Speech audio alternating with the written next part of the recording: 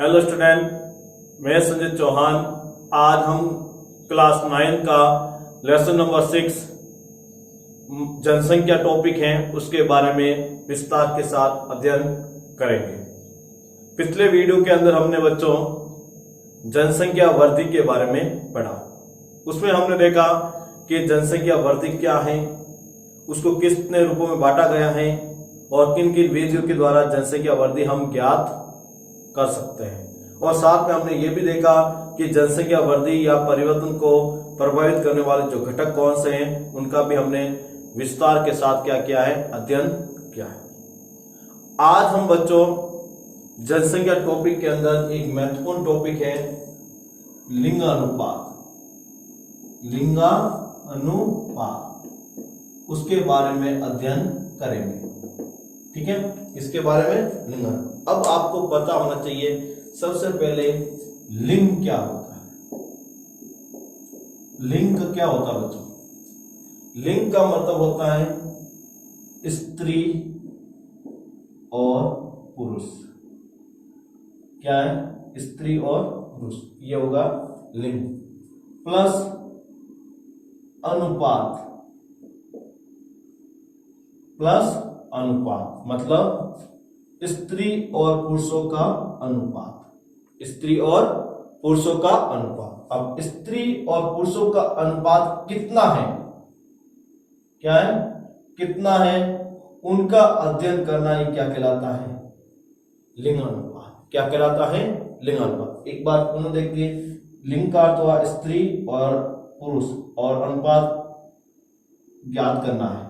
तो स्त्री और पुरुष का जो अनुपात कितना है वो ज्ञात करना क्या कहलाता है? लिंगानुपात। क्या कहलाता है?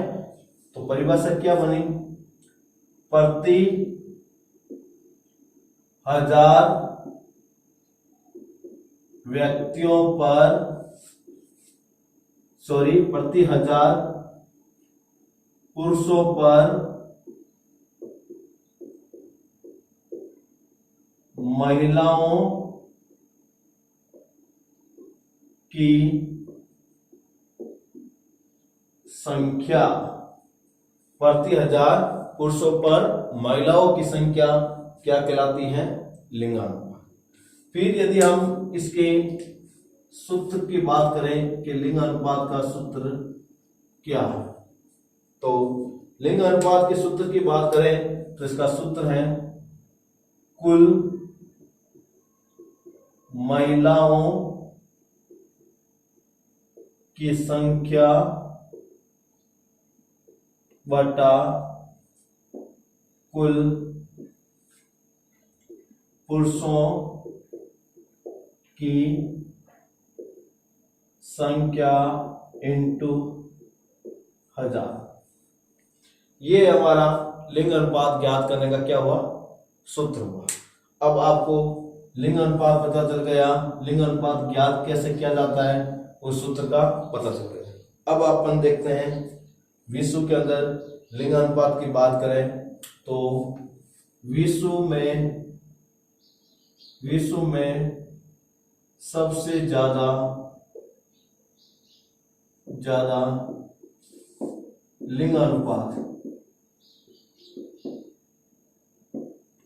किसका है? लेटविया का। किसका है? लेटविया का है। कितना है? 1187। यहां पर मैं लेटविया 1187। ठीक है बच्चों, यदि आप पूछ ले विश्व में सबसे कम लिंग अनुपात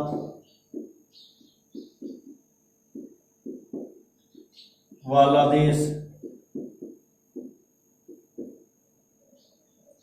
या भी देश लिखना है, ठीक है।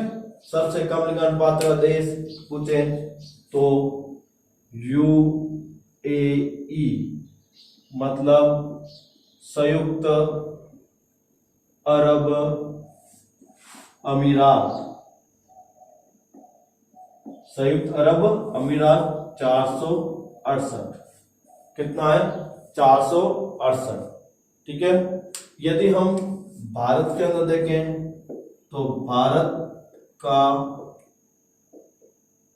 औसत लिंग अनुपात 2011 के अनुसार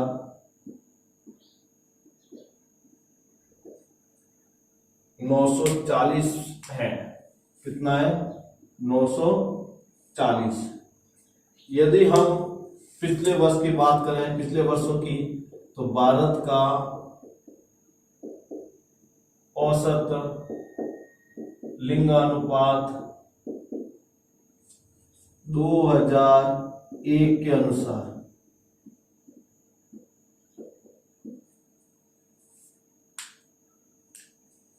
कितना है? 936। कितना है? 936। यदि हम देखें भारत का सबसे ज्यादा लिंगानुपात वाला राज्य, भारत में सबसे ज्यादा लिंगानुपात वाला राज्य कौन सा है? केरल। 1084। कितना लिंगानुपात है? 1084। यदि अपन अगला क्वेश्चन करें, भारत का सबसे कम लिंगानुपात वाला राज्य, तो भारत में सबसे कम लिंगानुपात वाला राज्य की बात करें तो वो है हमारा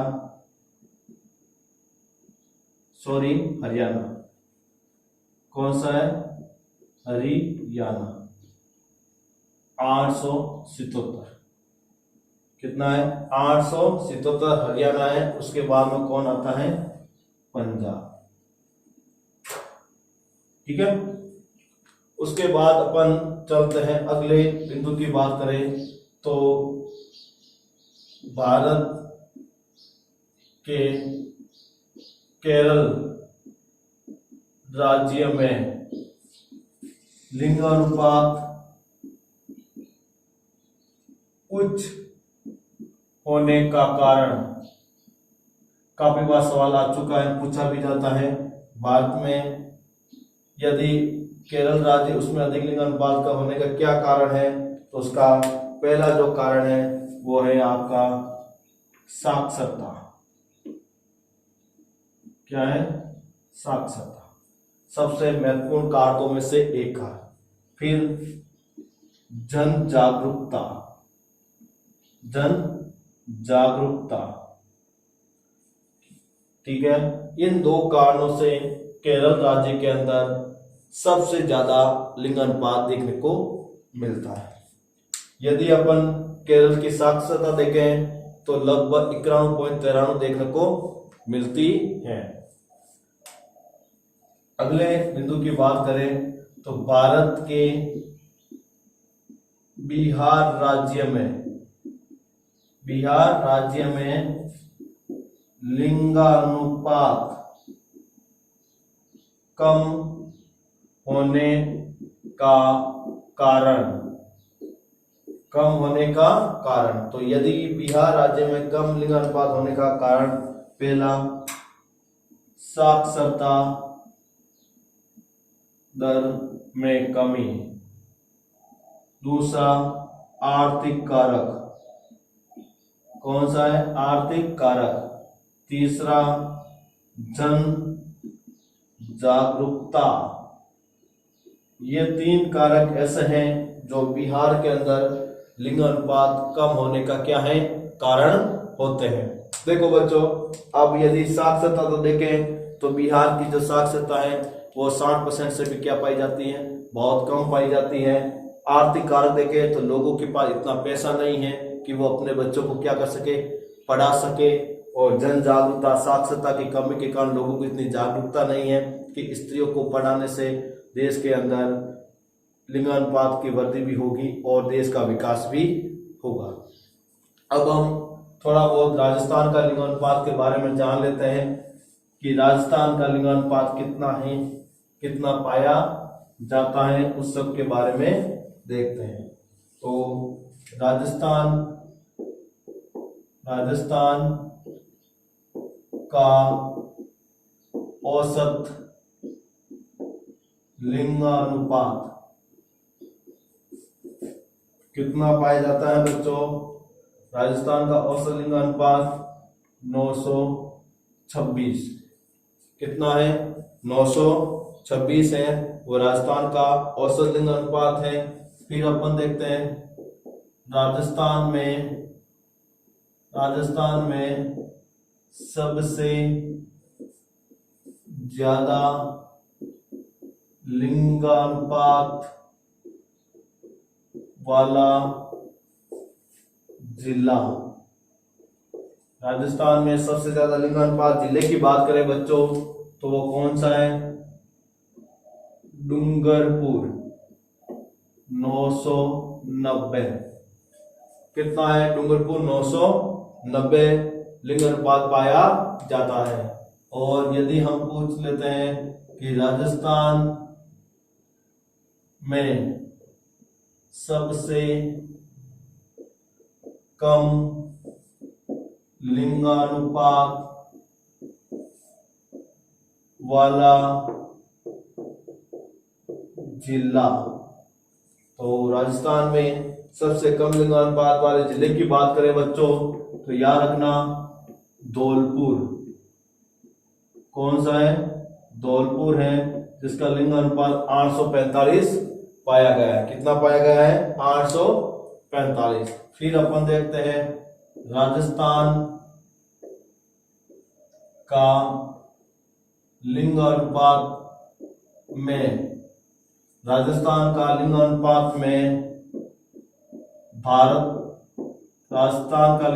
में भारत में सॉरी ऐसे नहीं बनेगा, ये सवाल थोड़ा सा चेंज कर देते हैं। भारत में लिंगानुपात के अनुसार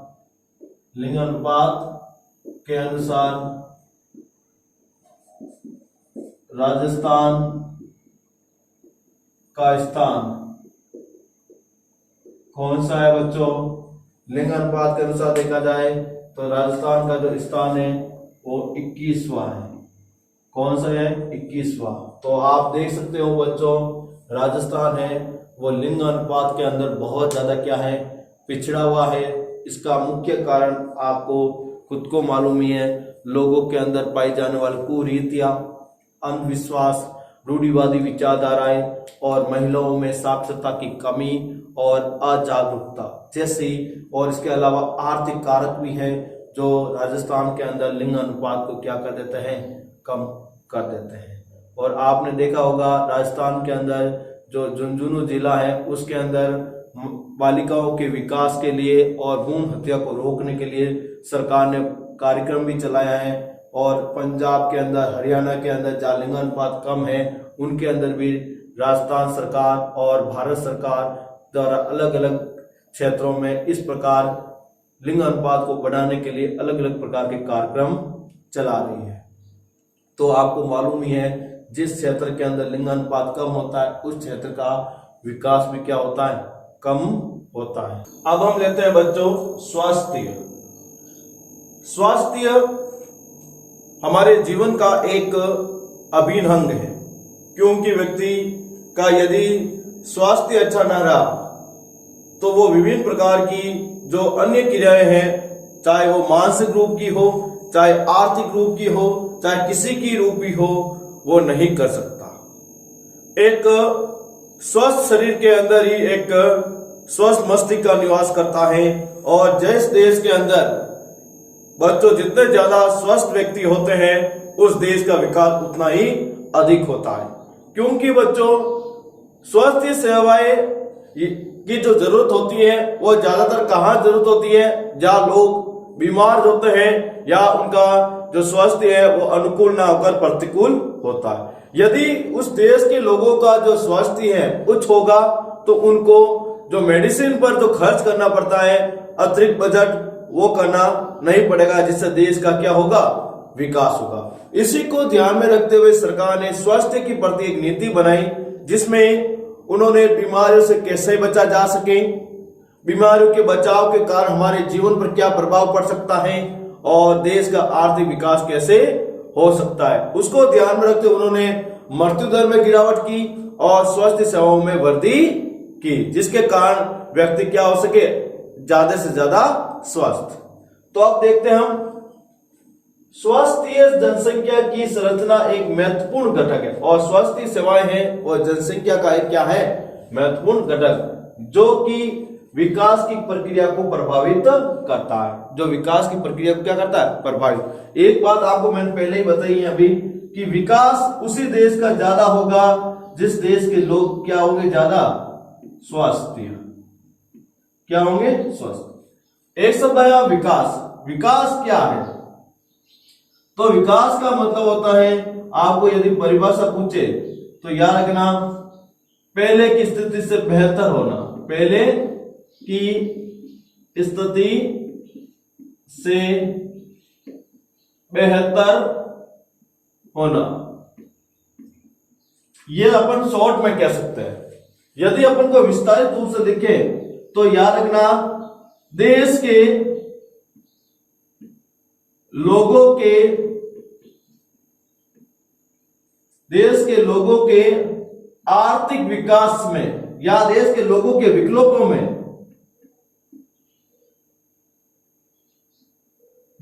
में वृद्धि होना, जिससे उनकी स्थिति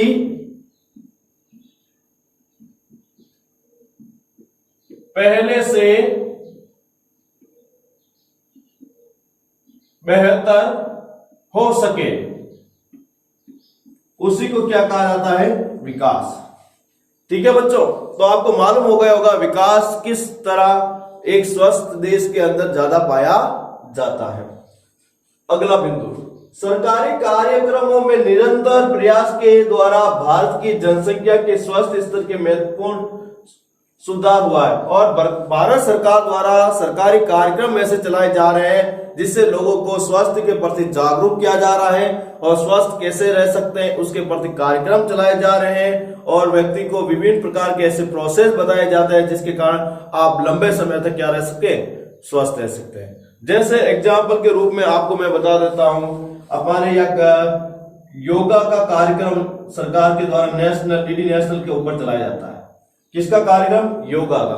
तो इससे क्या होता है बच्चों कि योगा करने से व्यक्ति के अंदर जो शरीर होता है एकदम स्वस्थ हो जाता है, जिससे बीमारी से लड़ने के लिए क्या आ जाती है, ताकत आ जाती है और वो आने वाली बीमारी से लड़ भी सकता है और व्यक्ति को किसी प्रकार की जो बीमारी होती है वो भी क्या हो जाती है, समाप्त हो जाती है। इस प्रकार के कार्यक्रम चलाए जाते हैं। इसके अलावा और बहुत सारे ऐसे हैं जिसमें आपको स्वस्थ कैसे रह सकते हैं, खान पान हमें कैसा खाना है, ये सारे कार्यक्रम के माध्यम से लोगों को स्वस्थ रहने के लिए क्या करते हैं, जागरूक करते हैं। अगला बिंदु, भारत की मृत्यु दर 1951 में प्रति 1000 पर 25 थी। याद रखना, जब भारत आजाद हुआ और उस समय हमारी पहली जनगणना हुई। भारत आजाद हुआ कब? 1947 को, और 1947 को आजाद होने के बाद भारत की प्रथम जो जनगणना हुई थी 1951 में। कब हुई थी?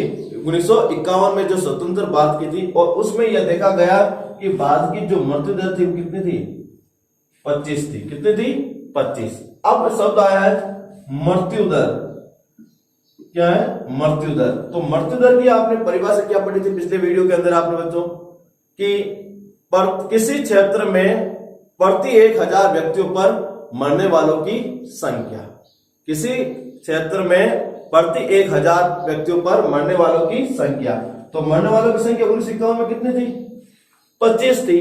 कितनी थी? 25। लेकिन फिर बाद में सरकार ने एक महत्वपूर्ण कदम उठाया और 1951 के बाद जो मृत्यु दर जो बहुत ही अधिक थी उसको कम करने का निर्णय लिया और उसके लिए उन्होंने अलग अलग प्रकार की नीतियां और कार्यक्रम चलाए। 2011 में ये घटकर प्रति 1000 7.2 हो गई। और फिर अपन देखते हैं 50 वर्षों के दौरान, लगभग 50 वर्षों के दौरान जो जनसंख्या मृत्यु दर 25 थी वो 7 पॉइंट कितनी हो गई, 2% हो गई। लगभग कितने वर्ष, 50 वर्षों के बाद। अगला बिंदु देखते हैं हम, भारत में व्यक्तियों की औसत आयु जो कि 1951 में 36.7 वर्ष थी, जो बढ़कर 2011-12 के अंदर 67.9 वर्ष हो गई। अब एक शब्द आया, पहले आपको याद रखना है, जीवन प्रत्याशा क्या है। क्या पूछ ले, जीवन प्रत्याशा क्या है? तो जीवन प्रत्याशा का मतलब होता है व्यक्ति के जीवन जीने की औसत आयु। व्यक्ति की जीवन जीने की क्या है, औसत आयु। तो यहां पर पहले थे जीवन प्रत्याशा, यह परिभाषा है। तो व्यक्तियों की जीवन जीने की औसत आयु क्या कहलाती है, जीवन प्रत्याशा। वर्तमान में भारत की जो लोगों की जो जीवन प्रत्याशा है लगभग 67 वर्ष है। कितने वर्ष है, 67 वर्ष है, याद रखना। लेकिन 1951 की जनगणना के अनुसार, 1951 की जनगणना के अनुसार देखा जाए तो भारत के लोगों की जीवन की प्रत्याशा कितनी थी, 36.7 वर्ष, जो क्या थी, बहुत ही कम, जो क्या थी, बहुत ही कम देखने को मिली थी। तो आपको मालूम ही है, यदि व्यक्ति की औसत आयु कम होगी तो उस देश का विकास भी क्या होगा, कम होगा। इसी को ध्यान में रखते हुए सरकार ने व्यक्ति की जो औसत आयु को वृद्धि कैसे की जा सके उसके लिए अलग अलग कार्यक्रम चलाए। इसके कारण 2011-12 तक ये 67.9 वर्ष हो गई। 11-12 के अनुसार कितनी हो गई, 67.9 मान कितनी हो गई, 67.9 वर्ष हो गई। उसका कारण क्या है, सबसे पहला कारण स्वास्थ्य सेवाओं में सुधार, स्वास्थ्य सेवाओं में सुधार। दूसरा कारण लोगों में जागरूकता, लोगों में जागरूकता। तीसरा कारण रोग प्रतिरोधक क्षमता में वृद्धि, रोग प्रतिरोधक क्षमता में वृद्धि। ये कुछ ऐसे महत्वपूर्ण कारण हैं जिसके कारण व्यक्ति की जीवन जीने की जो औसत आयु है उसके अंदर क्या हो गई, वृद्धि। ठीक है, पहले क्या होता था बच्चों, जब कोई व्यक्ति को बीमारी होती थी आयुर्वेदिक ट्रीटमेंट होता था, लेकिन पूर्ण रूप से उस बीमारी का हमें पता नहीं चल पाता था। इस कारण से उनकी छोटी उम्र में क्या हो जाती थी, मृत्यु। लेकिन आज छोटी सी बीमारी हो उसकी पूर्ण जांच पड़ताल की जा सकती है और फिर उसी बीमारी के अनुसार मेडिसिन दी जाती है, जिसके कारण लोगों की जीवन प्रत्याशा दर में क्या हो गई, वृद्धि हो गई। अगला बिंदु, भारत में सुधार बहुत से कारकों जैसे जन स्वास्थ्य, संक्रामक बीमारियों पर से बचाव, रोगों के इलाज में आधुनिक तकनीकी का प्रयोग के फलस्वरूप, और भारत में मृत्यु दर का घटना और जीवन प्रत्याशा का बढ़ना। उसके लिए सबसे महत्वपूर्ण कार्यक्रम था स्वास्थ्य सेवाओं के अंदर देखते थे जो संक्रामक बीमारियां थी, जिसके कारण बहुत सारे तबका पूरा गायब हो जाता था, बीमारियों के ग्रस्त होकर मृत्यु हो जाती थी। उसके ऊपर उन्होंने आज क्या पा लिया, कंट्रोल पा लिया। और साथ में आजकल इतनी आधुनिक उपकरणों और मशीनों का प्रयोग करते हैं जिसके कारण उसके अंदर होने वाली जो बीमारियां हैं उसका हमें तुरंत पता लग जाता है, और तुरंत पता चल जाने के कारण हम उसका तुरंत उपचार शुरू कर देते हैं, जिसके कारण उसका जल्दी इलाज हो जाता है और बीमारी से मुक्त हो जाता है, जिससे उनकी जीवन प्रत्याशा में वृद्धि हो जाती है। भारत में प्रति व्यक्ति कैलोरी खपत अनुशासित स्तर से काफी कम है, और यदि भारत के अंदर जो व्यक्ति को जितनी कैलोरी ऊर्जा की आवश्यकता होती है उसकी तुलना में बहुत ही क्या कम है। उसका कारण है जनसंख्या की अत्यधिक वृद्धि और संसाधनों की कमी, तथा हमारी जनसंख्या का एक बड़ा भाग कुपोषण से प्रभावित है। और एक जनसंख्या का बड़ा भाग किससे प्रभावित है? कुपोषण। आज से पूछ ले कुपोषण क्या है, क्या पूछ ले कुपोषण क्या है? तो कुपोषण की परिभाषा आपको याद होनी चाहिए कि इसकी परिभाषा क्या है। तो सबसे पहले लिखते हैं कुपोषण, सीधा याद रखना, व्यक्तियों या व्यक्ति को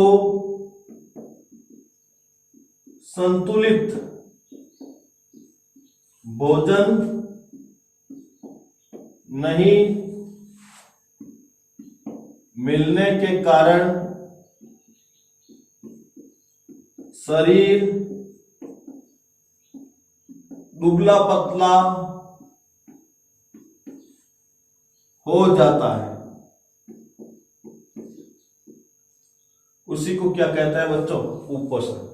व्यक्ति को जब संतुलित भोजन नहीं मिलता है तो शरीर कैसा हो जाता है? दुबला पतला। तो उसे क्या कहता है? कुपोषण।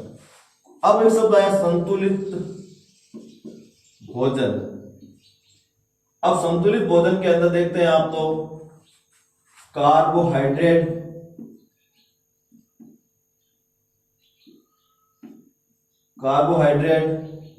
वसा,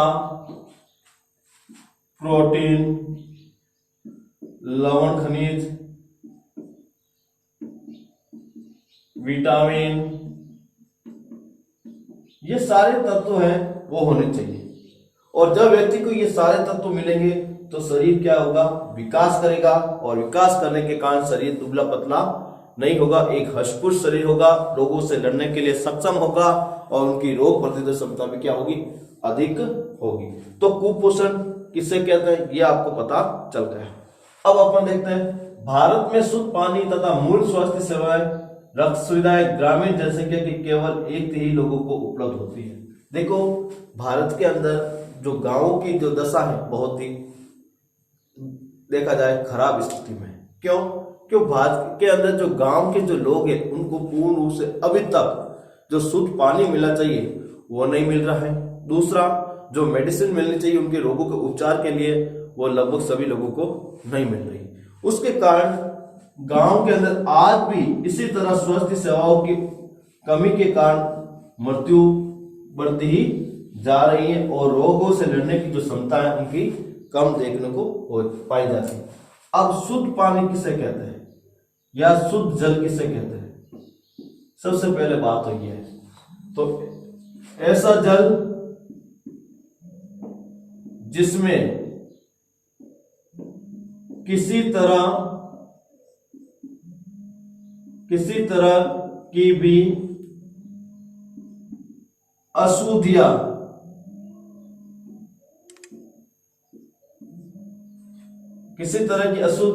या अवांछनीय तत्व नहीं पाए जाते हैं,